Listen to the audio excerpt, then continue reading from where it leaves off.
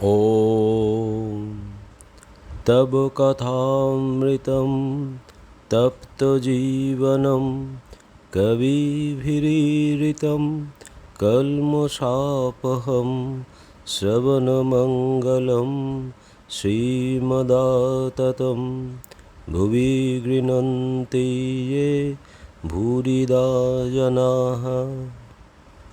শ্রী শ্রী রামকৃষ্ণ কথামৃত দ্বিতীয় ভাগ, প্রথম খণ্ড, প্রথম পরিচ্ছেদ।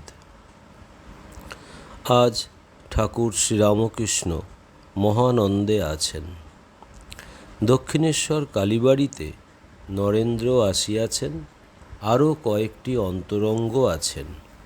নরেন্দ্র ঠাকুরবাড়িতে আসিয়া স্নান করিয়া প্রসাদ পাইয়াছেন। আজ আশ্বিন শুক্লা চতুর্থী তিথি, 16ই অক্টোবর 1882, সোমবার। আগামী বৃহস্পতিবার সপ্তমী তিথিতে শ্রী শ্রী দুর্গাপূজা। ঠাকুর শ্রীরামকৃষ্ণের কাছে রাখাল, রামলাল ও হাজরা আছেন। নরেন্দ্রের সঙ্গে আরও দু একটি ব্রহ্মজ্ঞানী ছোকরা আসিয়াছেন। আজ মাস্টারও আসিয়াছেন।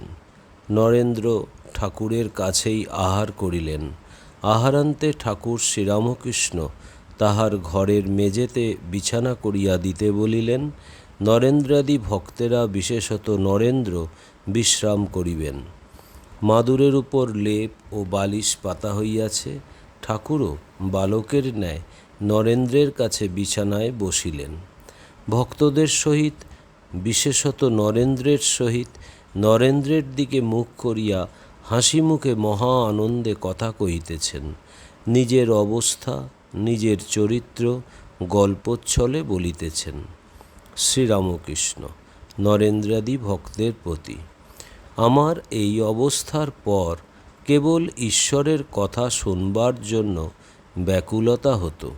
কোথায় ভাগবত, কোথায় অধ্যাত্ম, কোথায় মহাভারত খুঁজে বেড়াতাম। এরেদার কৃষ্ণকিশোরের কাছে অধ্যাত্ম শুনতে যেতাম। কৃষ্ণকিশোরের কি বিশ্বাস! বৃন্দাবনে গিয়েছিল, সেখানে একদিন জল তৃষ্ণা পেয়েছিল। কুয়ার কাছে গিয়ে দেখে একজন দাঁড়িয়ে রয়েছে।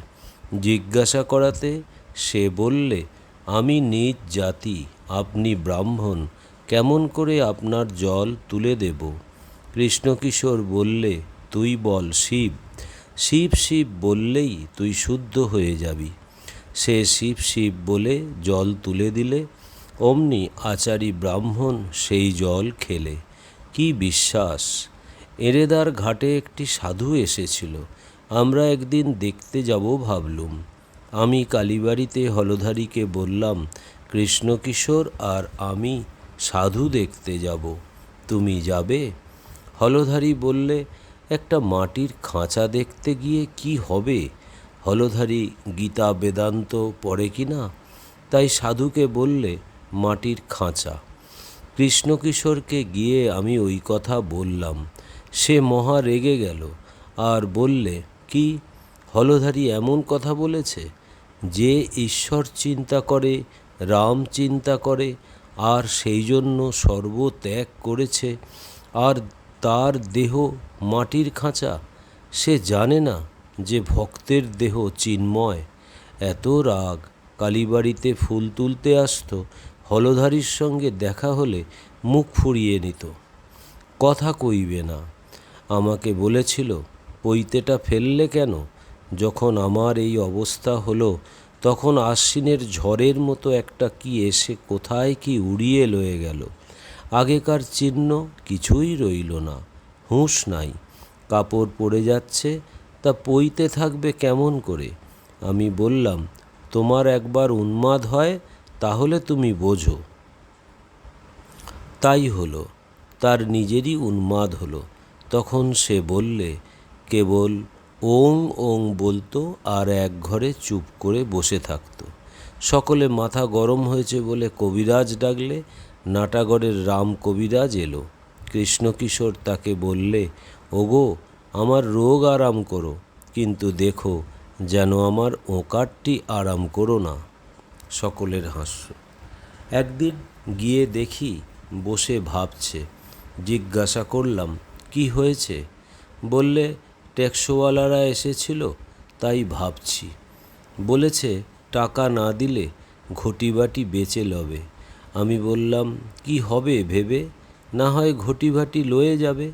যদি বেঁধে লয়ে যায়, তোমাকে তো লয়ে যেতে পারবে না, তুমি তো গো। নরেন্দ্রাদির হাস্য। কৃষ্ণকিশোর বলতো আমি আকাশবৎ, অধ্যাত্ম পড়ত কিনা। মাঝে মাঝে তুমি বলে ঠাট্টা করতাম। হেসে বললাম, তুমি টেক্স তোমাকে তা টানতে পারবে না। উন্মাদ অবস্থায় লোককে ঠিক ঠিক কথা, হক কথা বলতুম, কারুকে মানতাম না। বড়লোক দেখলে ভয় হতো না। যদু মল্লিকের বাগানে যতীন্দ্র এসেছিল, আমিও সেখানে ছিলাম। আমি তাকে বললাম, কর্তব্য কি? ঈশ্বর চিন্তা করাই আমাদের কর্তব্য কি না? যতীন্দ্র বললে, আমরা সংসারী লোক, আমাদের কি আর মুক্তি আছে? রাজা যুধিষ্ঠিরই নরক দর্শন করেছিলেন, তখন আমার বড় রাগ হলো।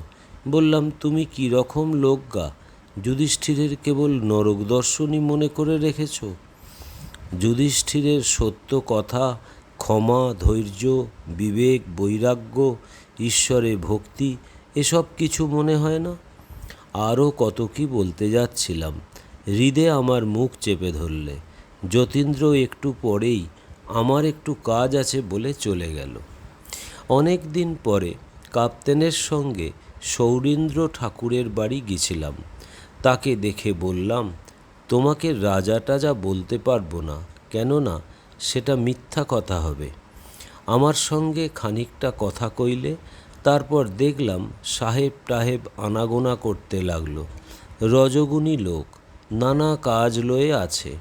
যতীন্দ্রকে খবর পাঠানো হলো, সে বলে পাঠালে আমার গলায় বেদনা হয়েছে।